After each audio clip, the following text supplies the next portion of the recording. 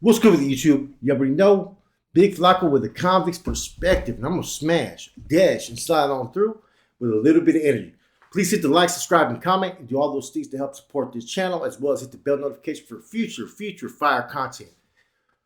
Here we go, guys. We're gonna talk about an incident that had occurred, and there's been a lot more than people realize, but this was a major incident that involved the NLR and the Surenos. Around sometime in 1999. They got off in Lancaster. I think it was on B Yard. Okay. Now the reason why, right? First and foremost, this orders came down from a big homie up in Pelican Bay. As we know, Pelican Bay was headquarters for the big homies from down south, as well as LA County also has a big influence as far as being a headquarters as well. But directives came down to Lancaster. They had just aired a story on Fox News in July of 1999 about a Southern Mexican who was 12 years old being beaten down by about 5 Nazi lowriders in the town of Mission Viejo, I believe it was. So this actual incident happened 3 years before. As we know, the Nazi lowriders had been around since like the 1970s, maybe early 80s. They started in Preston. They were pretty much given direction and the blessing from an AB member named John Stinson. And for years, man, they had a lot of stuff going on. They had a correctional officer in Chino who had been helping out the AB for about 16 years, believe it or not, from 84 to 2000 until he got indicted. So what's going on with this, man, was the Surenos felt the big homie up in Pelican Bay gave the orders and directives. And then you start to see different incidents that had occurred at that time. Now, the thing that kind of saved the NLR was basically that they had gotten indicted. And that also had adverse effects at that time because there was also a split going on between the NLR as far as within their division. Some wanted to conform to what the Aryan Brotherhood had said. Some didn't. So the NLRs, 1999, they were getting validated. You had a really major incident between them and the Surenos. And it started to happen on other prison yards as well.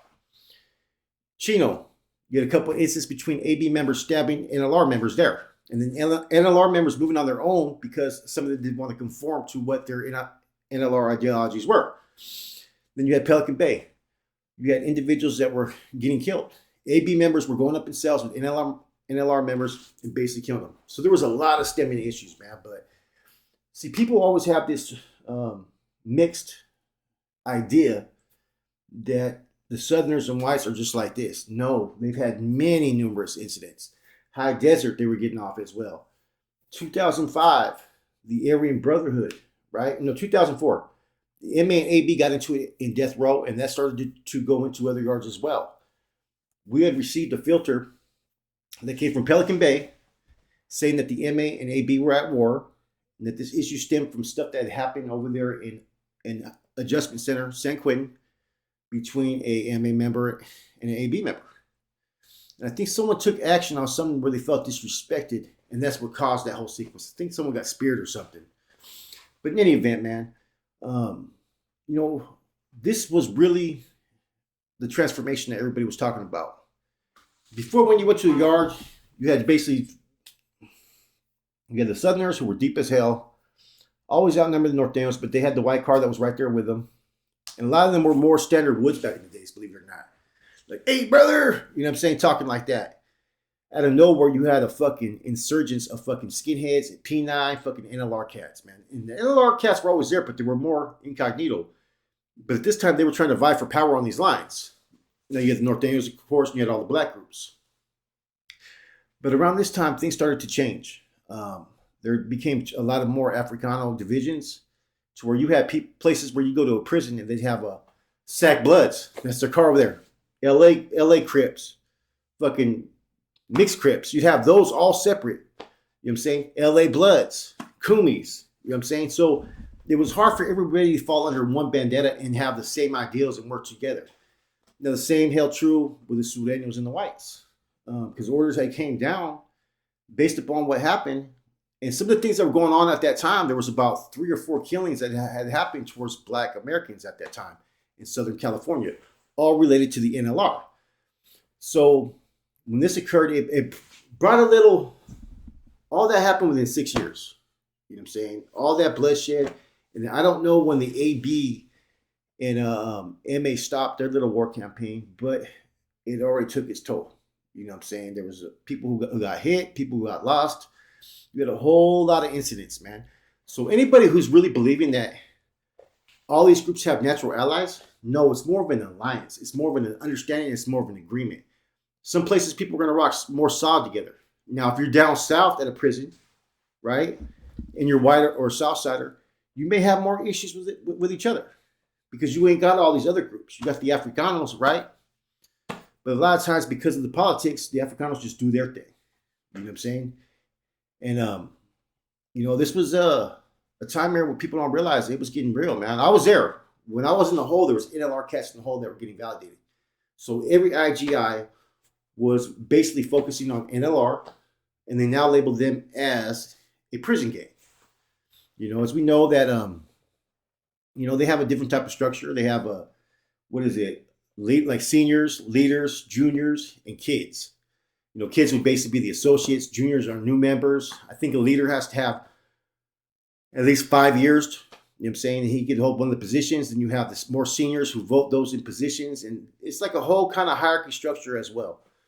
And their structure on the streets is kind of the same, man. But I'm not trying to go into too much details about the NLR. I'm more focused upon these incidents between NLR and whites.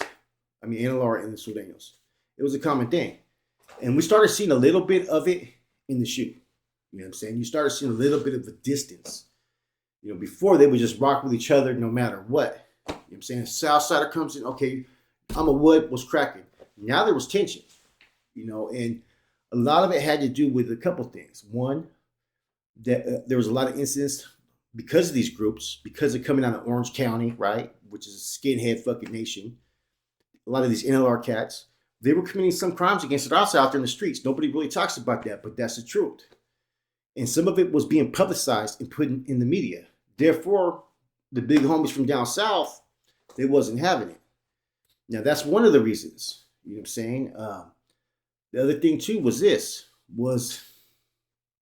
you also had individuals who were more freely using drugs and put themselves in bad situations.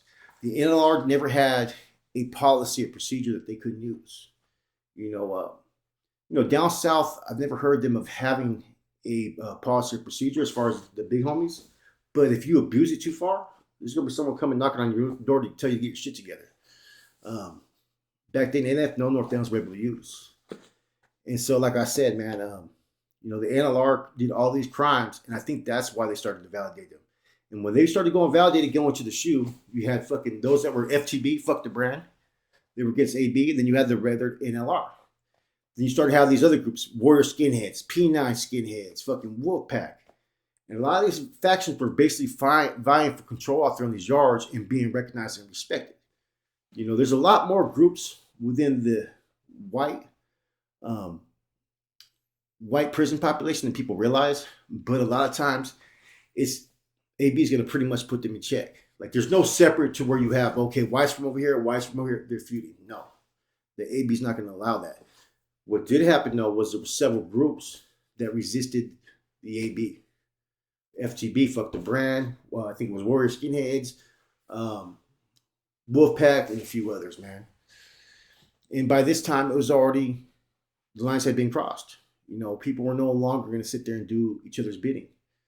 A lot of times these, Woods, when I talked to them, a few of them told me that they felt the Southside's tried to dictate their program. You know what I'm saying? And as men, you can only feel that way so long. Not saying that occurred, but this was what was being provided to me. But I the thing is, I had a weird relationship with NLR because there's from such different areas, and the recruitment is kind of a little bit different. That there's no set like character that you can expect in an NLR member. Some are straight with it. Some are dope fiends. Some are cool as hell. Some have no racist motives in their body. They're just about their people. And some are aspiring to be AB members. So, this was a different era, like I said, man. And in the 90s was when you started to see the separation in all these groups. And you started to realize that every group, every race started to have division. And they started to have more things branching off each other. That's why you have so many different, what you would call degenerate movements, I guess. I don't call them that, but movements that are against the actives is what I'll say. Anyways, man, just a quick spiel about fucking what was going on. Hope you guys enjoy it. It's your boy Flacco. I'm gone.